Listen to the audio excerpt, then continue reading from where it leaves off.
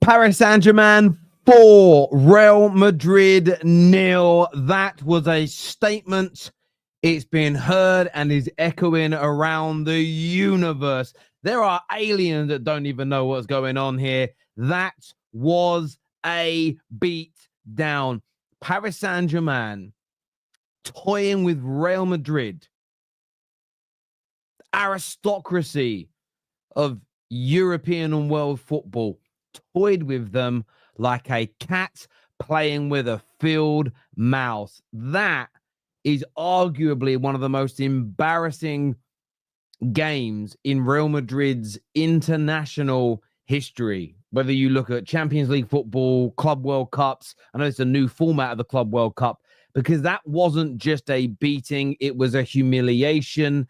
It was a live circumcision in front of the world. We thought Inter Milan were embarrassed in the final. In some regards, this may even be seen as worse because Real Madrid are considered to be a better team. They've got a new manager. They've got the best player in the world, Mbappe, in their side. But that was an absolute humiliation on every single level. And look, I'm a big fan of Xabi Alonso's football. I think he's an excellent manager. There's a few things to talk about and break down in this game. And I've got a big question to ask right at the beginning. With Paris Saint-Germain, are we looking at the best club team since Barcelona in 2009? Is this the best team we have seen since then? We're going to come back to that later in the show. Don't you worry about that, because I think we have to have at least at this stage a discussion on that. However, look, we're going to get onto Real Madrid in a minute. I want to start by praising the brilliance that is PSG. I said this after the Champions League final. I'm saying it again today. I remember watching them play quite a bit September, after Arsenal beat them, actually, through to around about November, December, because Man United were linked with Nuno Mendes. And I started to see this team just flourish, this team just blossom, this team go from being a sort of a little bit of a laughing stock, really, in football. A team that was sort of, they always fall apart. They're not really clicking. They're not playing very well. Just a little bit of a laughing stock of a team. I started to see them click. The goals were coming. The play was there. They dominate possession, very sound defensively, becoming potent in their attack, but working as one big organism. And I loved watching it. The football it wasn't old school tiki-taka, loads of possession without any punt. They were always trying to find holes. It was almost like this hybrid of tiki-taka possession football, but with a real quick directness when the openings arose. They press hard. And I remember when they went into the game against Liverpool, and we had Kate, who's a Spurs fan that comes on our show, saying she thinks they might beat Liverpool 4-0. And everybody laughed at it. I didn't think it'd be 4-0, but the game should have been. I didn't think it'd be 4-0. Thought Paris Saint-Germain could win. Somehow Liverpool won 1-0. But when you watch the pattern of play in that game, should have been 3 or 4 goals up Paris Saint-Germain. But I think that game, everybody took notice, and they have got better and better and better and better since that moment in time. There is no doubt about it. They've just gone to absolute next levels. And what I love about them is maybe one of the biggest weaknesses in comparison to their opponents tonight. And Chelsea may not suffer with this issue. There is almost a laziness about the way Real Madrid the way the Real Madrid carry themselves on the pitch. And I'll get into why. But PSG, the wide players track back. Every player presses. Every player defends. They work as one. It's 11 players, 11 men, all pulling together with one clear objective: to win that football match. They don't really care who the goal scorer is. They don't really care about who the hero is. The team is the star. And Luis Enrique has created an amazing outfit here. And I do think they're a side that are in the equation for being one of the greatest teams since that brilliant Barcelona side in 1999. They're one of them. There's the Real Madrid team that did a three-peat of Champions Leagues. I think Bayern Munich in 29-20 has got an argument to be had. And I still think Paris Saint-Germain have got to go on and maybe win another Champions League in the next couple of years, because Barcelona won a couple of them. Real Madrid won a couple of them. And I'm talking in that period of time. But the way they play football, stylistically, is the best I've seen. Or maybe I rephrase it to my favorite. I love the way they play. I really do. And they were sensational tonight. The midfield, which again has nothing to do with anybody tracking back. The quality of that midfield, physicality, technical ability, pace and power, output. It has everything. And the technical ability covers everything footballing. First touch, passing, great reading of the game, tackling, any technical element of the game you want to think of. They've got the physicality to get around, and there's outputs. Fabián Ruiz with 2 goals tonight in a major semi-final. Well, I'm saying major. I'm quoting you there, Staffy. In a major semi-final. And he was delivering throughout the whole of that Champions League period. Vitinha and Neves, I think it ended up being 75% possession of the ball tonight. Sorry, 68% possession of the ball in the whole game. Let me just check if I'm right in saying that. Yes, 68%. In the first half of the game where they killed it off, they had 76% of the ball. And so much of that is the centre-backs and the midfield. And you've got to remember as well, they had who? They had Luca Hernandez and Pacho out. They had 2 players missing because they were sent off in the last game, and they still did that.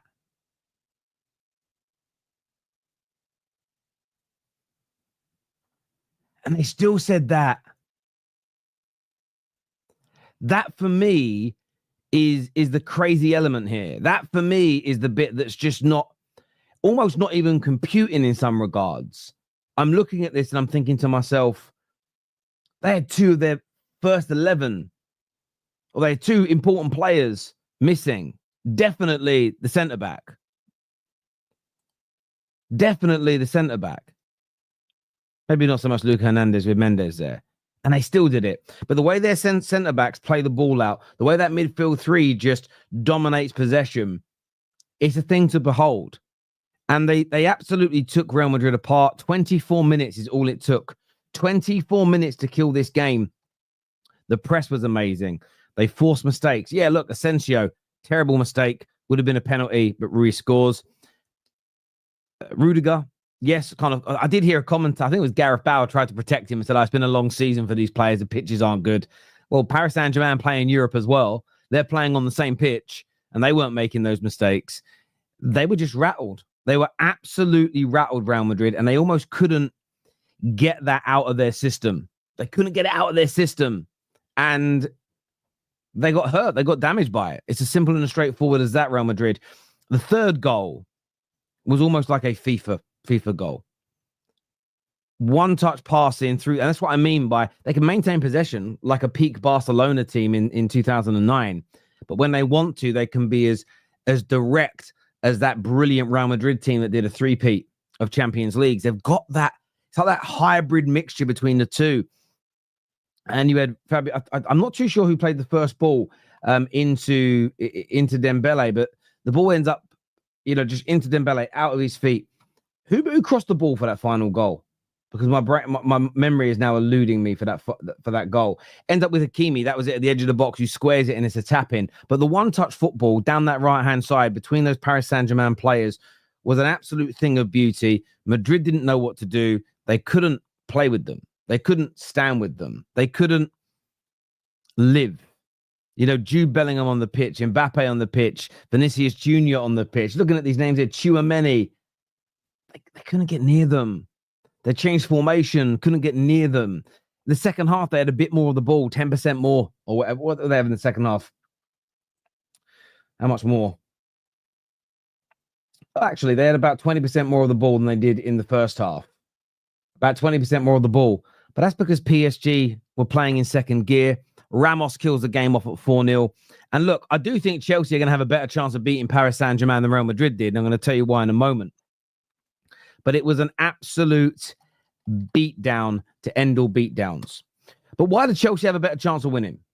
You may think that is a crazy statement to make, but I'm going to tell you why I believe that. And I'm going to tell you why I think it. It's because my fear for Xavi Alonso hasn't been realized, but you saw a little foreshadowing, maybe a little bit of fortune telling tonight. If Vinicius Jr. and Mbappe are not going to join in with defending, tracking back, they are not going to be able to beat a team like PSG ever. They've almost like switched places.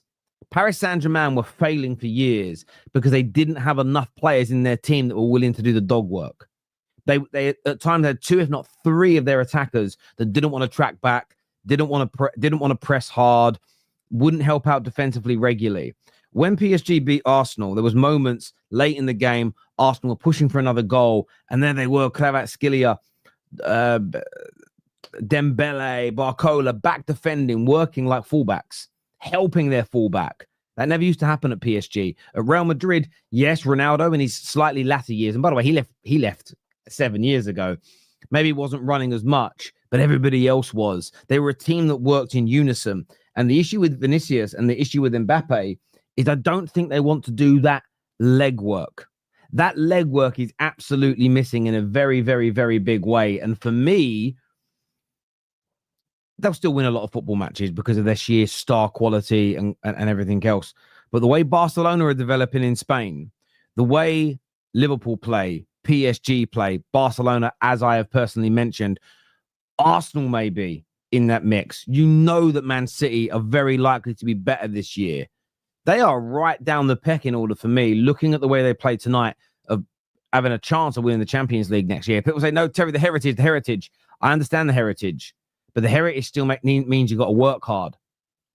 And they probably got away with it a few years ago if Vinicius Jr. wasn't joining in so much with the defensive work. But tonight, he didn't want to know. And in fact, I remember him getting involved in defensive work when they knocked City out a couple of years ago. I remember watching it. I remember with my own eyes watching him do it. He didn't do it tonight. Mbappe doesn't join in at all. I wonder whether Alonso's going to stand for that. I wonder whether Alonso's got the power to do anything about it, because that is a major problem. So when I say Chelsea have a better chance, Chelsea have a better chance because I think their team will work in unison. Every single Chelsea player has got to work harder than they've ever worked before in a Chelsea top. They've got to help their fullbacks. They've got to cut out the spaces between the lines of the midfielders and the attackers. They've got to be so composed on the ball, especially when they're taking it on the half turn in their own half, because they're going to be pressed within an inch of that. They're going to be working in a dry cleaners. They're getting pressed every second. Pressed. But I think if they work as a unit, I'm not saying they'll win. PSG are the clear favourites. No disrespect, Chelsea. They are. But the difference tonight, Real Madrid have got more pace and more power in their team than Inter that got ripped apart. But they were playing with 9 men on the field. They were playing with 8 men on the field because they've got a goalkeeper. Chelsea have got to play with 10. Chelsea have got to ensure that everybody is putting in a shift. Everyone's waking up on that Monday morning with burning legs from lactic acid, can barely move, needing ice baths and all sorts. That's the only chance you're going to have, because this PSG team is honestly one of the greatest clubs. This PSG team is going to be remembered. In 5 or 6 years' time, you're going to come back to this stream and say, Terry Flewers called it. They're going to go down as one of the best club sides to play football in the modern era of the game. There is so much quality, so much brilliance. It's a thing of beauty to watch. I have to be honest, it's an absolute thing of beauty to watch. It really, really is. It really, really is. And I just want to check something here. Right, I need to check something because YouTube, you guys, I've been saying this for a few weeks now. You guys really need to help us and support us by subscribing, hitting like and share buttons and doing all of that. Because I noticed this during the game, right? I searched PSG versus Real Madrid and then went and looked at all the lives. Wasn't showing any of the normal football people Goldbridge, Saeed, anybody's watch-alongs. It was showing nobody's. I then went onto the live filter function. Nobody's stuff was being shown. And tonight, again, the same. Absolutely nothing. Searching it now, it's not even coming up. Like, nothing's coming up at all on the search for this stream, which is weird. YouTube is doing an absolute Fagan. Talk Sport come up, of course, but that's it. No one else coming up. Very weird. Considering we had like nearly 2,000 people here at the start of the show, it's getting no push. This is why you guys need notifications turned on, genuinely, right? Because YouTube is an absolute bump. Absolute bump. If I search it with my name on it, it might come up. I've just searched PSG 4, Real Madrid 0 with the Football Terrace in the search bar. We're still only coming up 5th on the search. How does that even make sense? That's if someone's searching for me. And no, it's not. The one that's coming up is the game where they beat Atletico 3 weeks ago. Tonight's one show isn't even showing up when I'm searching the Football Terrace and my title. YouTube is on a mad one here. That is ridiculous. How is it possible for me to search the entire title of my video? The entire title of my video, but it ain't showing up on YouTube. I keep telling you guys, man, you need to get that bell notification turned on because they are a bump. They are a bump. That is a bump. No, I don't think they've shadow banned me. This is why I keep saying the football YouTube community have got to stick together. And there's always this infighting. Because I'm telling you what they've done. And once people stop streaming, they'll probably push them a bit more. Is there'll be big companies that are paying YouTube to ensure that when you're being searched, when people search for PSG Live, PSG Real Madrid Club World Cup, it's only showing certain people. So you might go and search, I'll check out what's going on. Now, if you search Football Terrace, you'll find us. So if someone goes, I'm going to see what the Football Terrace is doing, let's see that now. If I search Football Terrace, we'll see. So Football Terrace. If I search Football Terrace, of course, it's going to come up with the channel. And yes, bang, it has the stream there. But when you're searching, it might be someone who's looking for a show, a match reaction, a highlight show, whatever it may be. None of the football channels are showing. I searched PSG Real Madrid watch along. None of the watch along people. Goldbridge, Saeed, Lee, Rants. I don't even know who was live, by the way, because I didn't check everybody's. It was showing me no one was live. It's dodgy, man. Get those bell notifications turned on, people. Very important indeed. Thank you very much, Luke, for encouraging everybody to hit that like button. Let's go to some more of these super chats here. If Rodrigo goes, Xavi won't last. Work over talent. Well, this is the irony. Rodrigo is one of those players that does work, that does track back, that does help. And again, I think it's what might be Liverpool, City, Bayern's, Arsenal's gain could be Real Madrid's loss. Perfect combination of skill and hard work. Yeah, they've got it both. They are that utopia, but this is what's crazy, right? Without the hard work, all that skill falls apart. That skill and the way they play would not work without hard work. And the manager has got into those players' heads. He's got them working hard and they're killing it. And look, I'm sure Mbappe's happy with his move. I'm sure he's happy with being at Real Madrid. But a penny through his thoughts. Record goal scorer in a debut season at Real Madrid, but no trophies. PSG about to have the season of their lives after he left. There's a message in there somewhere, people. If Arsenal are not going for Rodrigo in the next 48 hours, bin the club. It's time. Madrid are out of the tournament. Fulfill the Chelsea fetish after. If Caicedo is healthy, we beat PSG on Sunday. That is a massive claim, Runin. A massive claim. That's a massive claim.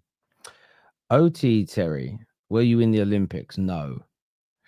PSG are relentless, easily the top team out there. Yeah, they've just become the top team this season. They are the best team in the world right now. You've got Liverpool's and the like that are following them behind closely.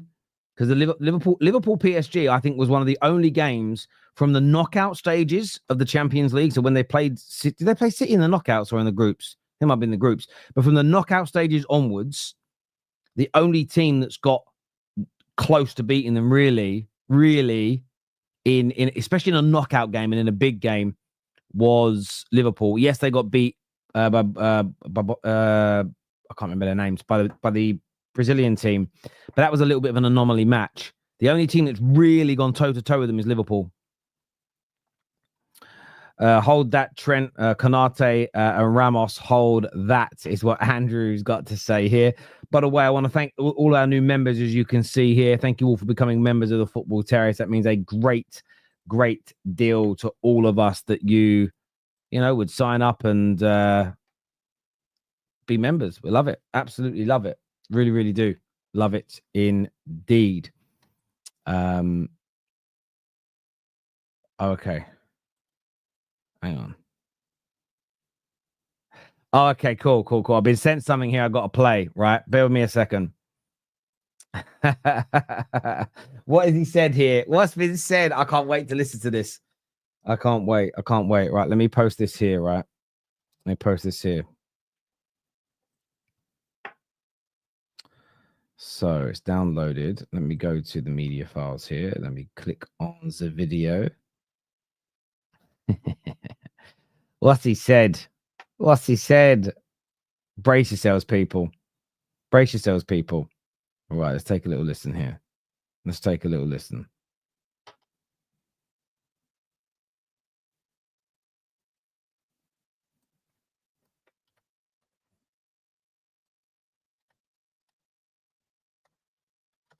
Right. Let's take a listen here to Will, the Madrid fan. What do you think we gonna do?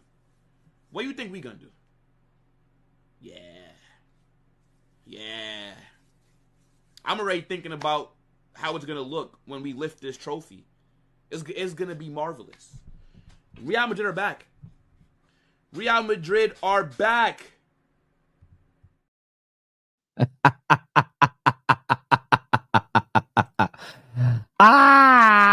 Listen, they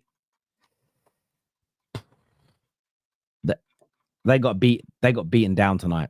They just got circumcised in front of the whole world by Paris Saint-Germain. Old money versus new money, and they got a beat down. That is a beat down. And look, they've looked good in some of this tournament. I'm not going to lie, but they came up against a different animal tonight.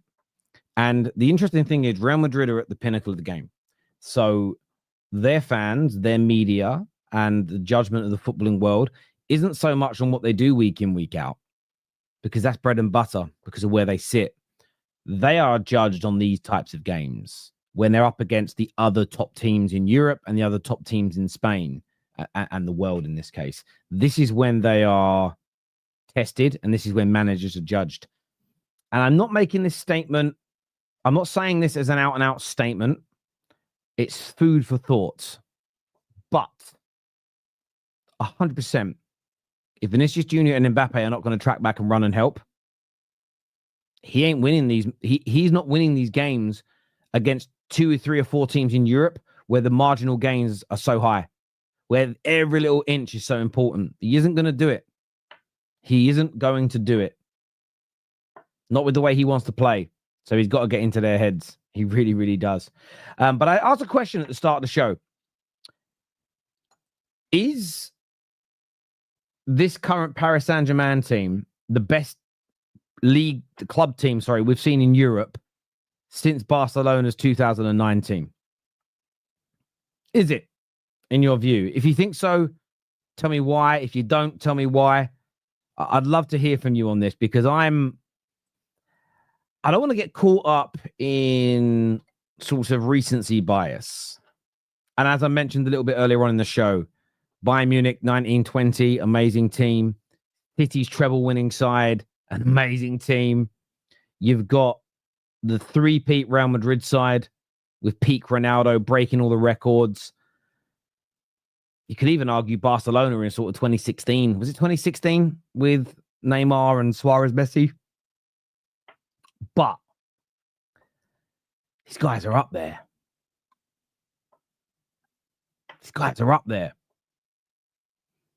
And some of you saying, yep, the treble team. And by the way, I'm not making a statement. I'm genuinely asking a question here. I had someone quote to me saying, "Oh, someone just said this is rage bait engagement farming. You know, I always laugh when people say that about me on Twitter because I'm like, bruv, even if I get, like, I've got a blue tick, right? And I mainly do that. I don't know why I carried on doing it. I suppose you don't even really need it anymore, but I do anyway. You know, I get a decent amount of views, but it makes about £4 a month, right? It's not about making money. I'm like, I don't need to use Twitter. Some days I don't even tweet out links when I'm going live and my YouTube's still buzzing. Like, I don't need to tweet. People are like, you're just tweeting things for clickbait. I'm like, clickbait for what? Like, I don't lead to anything. It's not going anywhere. And there is no real money in Twitter. Some people think there is. It really isn't. Like, maybe if you're Fabrizio, you're earning a bit of money, but no one else is. Anyway, yeah, I thought that was funny. It's a genuine question for a conversation. Isn't it crazy? There's so many rage baiters out there now that when you ask genuine questions or you make genuine points, everybody gets called a rage baiter now. Oh, the industry. But yeah, listen, they're up there, and they may not be it yet, but they go on and win a few more of these international trophies. They're going to be up there. They're brilliant to watch, mate. They're so good, so good. Let's have a look at a few comments here. And to Milan with Modric, some career there, considering he was voted worst signing in La Liga after his first season. 6 Champions Leagues and a Ballon d'Or, not bad. Yeah, it's a great super chat. It was a sad way to watch him bow out, personally, because of who he is and what he's achieved. What a player. One of the greatest to ever do it. One of the greatest, forget Real Madrid, one of the greatest European football players ever. Just an absolute colossus of the game. An amazing player. And Man United were actually in for him in sort of when he was leaving. This was, I think Fergie was still at the club at the time, and we narrowly missed out. And I wanted him so bad as the heir to Paul Scholes. I could see it back then. And I remember I used to work with a guy called Mark Fairchild, I think was his name, and he was saying, "Oh, if you guys get him, he's such a player." And a lot of people in the room were like, "Oh, I don't really see it. And that's the English have always had a bit of an issue with players like Modric, players like Scholes, players like Thiago. They just often don't see their brilliance. They don't understand it because we're a little bit about, you know, blood, sweat, and thunder and box crashing. That's a midfielder. Oh, Souness. Even players like Roy Keane that had amazing technical ability. People remember them more for the blood and thunder rather than the technical ability. So, yeah, what a player. Great. PSG may or may not go down as an all-time team, but they have played a lot of games along with the rest. Their depth will show in December or sooner. Yeah, listen, I understand that. They may or may not go down as an all-timer, but they've got a great chance of retaining their Champions League trophy. I suppose the hunger is another element. Can Luis Enrique keep this team hungry? Keep them working this hard? You would think so. He's a world-class manager, but they could definitely have a 2 or 3 year period now. I mean, they're going to win their league. They nearly always win their domestic trophies. That's almost a given. And I suppose that's the one thing that probably goes against them being considered the best in that era is those Real Madrid teams, those Barca teams, those Man City teams. They were doing it in harder leagues where it was a lot harder to win games. And we all know this is true. No disrespect to the French league. You'll see it again next year. Paris Saint-Germain will have a big semi-final in the Champions League, and they can rotate 8-9 of their players to go away to some team, and they'll still win 4-0. You know you ain't doing that in the Prem. Typically speaking, you're not doing that in the Premier League. You're not doing that in La Liga by and large. So you've got that to factor in, but they've got a chance here. This is a phenomenal team, an absolutely phenomenal team. But look, I want to thank only a short show from us tonight because we've had a long, busy day. Sorry, Elijah just come backstage. Actually, I'll get Elijah on because Elijah's come backstage. How are you, mate? You all right? Yeah, I'm good, Terry. What are you here to say? You're playing this team in a couple of days' time. How are you feeling? Yeah, that's the tough test on Sunday. Really tough test, you know. PSG proving why they're the current best team in the world right now. They play some really good football. They destroy teams. You know, the only team that they've lost to is Botafogo in the group stage. Other than that, they've been really good.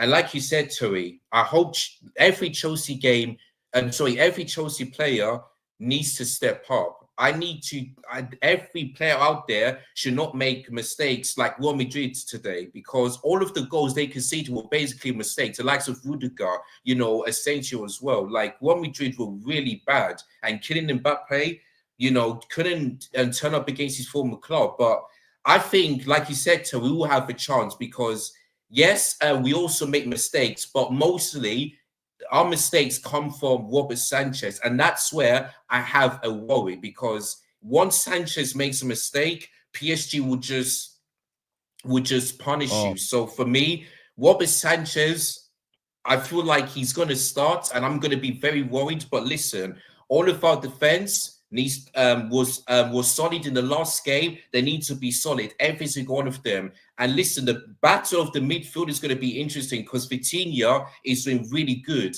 and Moise said that Enzo Fernandez need to really step up. You know, prove yourselves why you still have a chance. Because listen, Terry, strange things have happened when it comes to Torres Football Club. In 2012, we won the best team, but we managed to beat Barcelona in the semi-final and went on to beat Bayern Munich and won the Champions League. In 2021, we weren't our best, but we finished fourth, but we managed to win the Champions League. So strange things has happened. So this season, we finished fourth in the league. So I would not be surprised if Chelsea go out and beat PSG, which, by the way, I don't think it's going to happen, but I still will give Chelsea a chance because defensively we've been solid. You know, the midfield has been that great. It's only our attack that I'm really worried about. But João Pedro, you know, like I said yesterday, was superb. I needed to really go at it against this PSG team. You know, Cole Palmer, you know, he needs to wake up, needs to really step his game. I hope, you know, Neto, you know, he was great at this tournament, but I want him to be even more better against his PSG because they are simply the best club in Europe and they deserve to be in the final. So really tough game on Sunday, but I hope Chelsea can do everything in their power to beat this PSG team because no team can ever do that. It's only Botswana, the Brazilian team that done that. So we are the underdogs because PSG are the favorites. But as long as every single player out there that watched today's game, including the manager, and and just figure out a way to frustrate PSG, then I feel like we could definitely win. But really tough test on Sunday. But let's just see what happens. But bring it on, man. Bring it on. PSG will be seeing you on Sunday, and let's just hope that we can frustrate them. I would take listen, if Chelsea, playing low block, win this game 1-0, I'll take it. I really will take it. You know what I mean? So yeah, we'll see what Enzo Maresca will do. But yeah, I hear you, tough man. test. Elijah, listen, always great to speak to you, mate. It's going to be a tough test, as you say. We'll speak soon, brother. Thank you. Yeah. Top man. Thank you very much, bro. JC here says this is a wash Madrid team. Against normal teams, PSG have not been dominant. What is PSG's record against Arsenal, Villa, and Liverpool this year? They beat them all. And Arsenal and Liverpool are very good teams, and they beat them. Villa had a resurgence in the second half, there's no doubt, but they beat them. Good challenge, but they've definitely beat them. They definitely beat them, and they've got better and better. And the confidence after winning that Champions League is streaking through them. Listen, I want to thank you all for tuning in. This is going to redirect you to Hassam's channel, so go and support my brother over there. Until next time, people, take care, goodbye, God bless, and I'll see you all again soon.